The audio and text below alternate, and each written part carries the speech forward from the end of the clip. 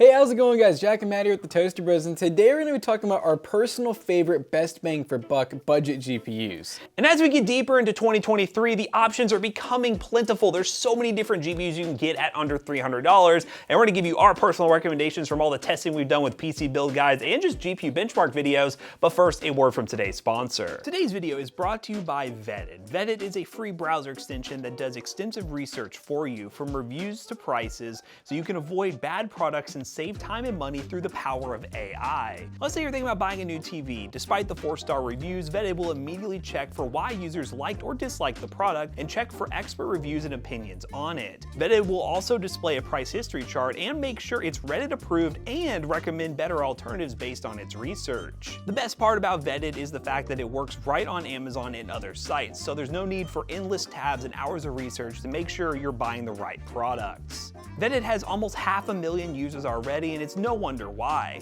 Get Vetted for free by using the link in the description down below, and don't forget to vet it before you get it. And as we advance into 2023, the GPU options are growing, and we're going to give you our favorite recommendations, but we're able to do that with a big thanks to today's sponsor, Vetted, which is a platform that allows you to see some of the best products out there and get personal reviews from professionals to know that you're making the right purchase. And we're going to be leaving our Vetted link in the description down below that'll link you to these graphics cards that we recommend you buy new on Amazon, and it'll allow you to buy safe and trustworthy products with the recommendation from the Toasty Bros, while also helping us out. So big shout out again to Vetted for sponsoring today's video. Now let's not waste any more time and dive into the GPUs. So this first recommendation is going to be for the small form factor PCs out there, anyone who can't fit a full size or full height graphics card, and that is the RX 6400. That is 4 gigs of GDDR6 VRAM, and a lot of people really sleep on the card because the 6500 and the 6400 have that little caveat where they can really only be used well with Gen 4 slots. So your older Optiplexes and Lenovo's and whatnot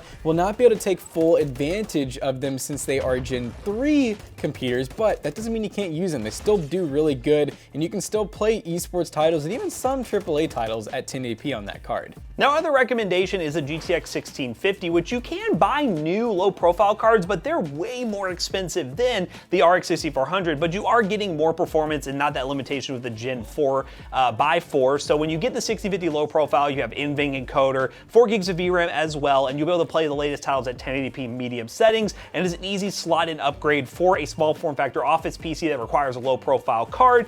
But really, those are the only two good options. Another alternative that you could find on the used market if you want to dive into the used market is the 1050 or 1050 Ti low profile. But other than that, the other cards are way more expensive and may not be good in terms of value for money, but we really do like the 6400 as the all-around easy budget option, especially because you could buy it new easily on Amazon with Prime shipping. Now, if you have a full-size office system or just a straight-up gaming PC, you still could use these low-profile cards if you use the full-size bracket, but we are going to kind of pivot into a more expensive card, and that is the AMD RX 6600, which has 8 gigs of GDDR6 VRAM, so doubling the VRAM of the previously mentioned cards, and they're full-size. They typically only come in 2-fan or sometimes even 3-fan, but the best part is the power consumption is very low for their size and power. So you're looking at about 150-ish watts, and that's like max. I mean, you're really never going to pull more than that. So if you are going to put it in an office system, just keep in mind they do require external power that's usually an 8-pin, so you are going to need to get a SATA to 8-pin or Molex to 8-pin in order to drive that card, but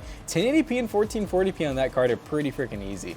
Now let's go into just normal traditional budget PC builds. Whether you're going on Amazon or wherever you're wanting to buy a gaming PC, you're going to want to look at these new options. Now the first one is new. It is the RX 580 2048 stream processor from a wide range of sellers. We got good old 51 Risk, we got Acerix, and we got a bunch of different companies on Amazon selling these cards for about $100 give or take. But if you're willing to dive into AliExpress for about $70 or less, you could buy those same cards. You're going to have to wait a little bit, but you get pretty good 1080p medium settings performance, 60 plus FPS in the latest titles, and again, it's a sub $100 card. You really cannot beat it for a budget build. It's absolutely great for making a $450, $500 PC, even $600 PC if you want to. And if you're wanting one of these 580s, we'll link our suggestion in the description down below. Now next up is the GTX 1660 lineup, meaning the 1660 Super and the 1660 Ti and just the normal one. Those are all wonderful cards that you can still sometimes buy brand new, but we also recommend checking out those 51 Brisk and the Acer sellers, because you can get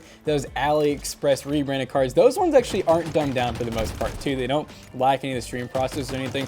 Just be really careful when going to AliExpress or eBay or Amazon to these cards that have no branding on them, and make sure they have reviews, because if they don't, there's a good chance you're getting a flash card that's totally fake and it's like a GT710. But you can also look on eBay too. These cards used are really good deals, and you're not risking anything. You're not taking 51 risk, which is nice. One thing to touch on that, and I don't know if it'll become an issue in the future, is NVIDIA is starting to crack down on these third-party sellers for their NVIDIA cards because they're not authorized sellers. So there's a chance down the line that these cards may have some sort of issue with driver support later, but I don't really foresee the cards being totally unusable when you buy them, but there's a chance they may disappear later on this year. So hopefully they stick around, because as budget consumers, they're really cool to see. But yeah, just something to keep in mind.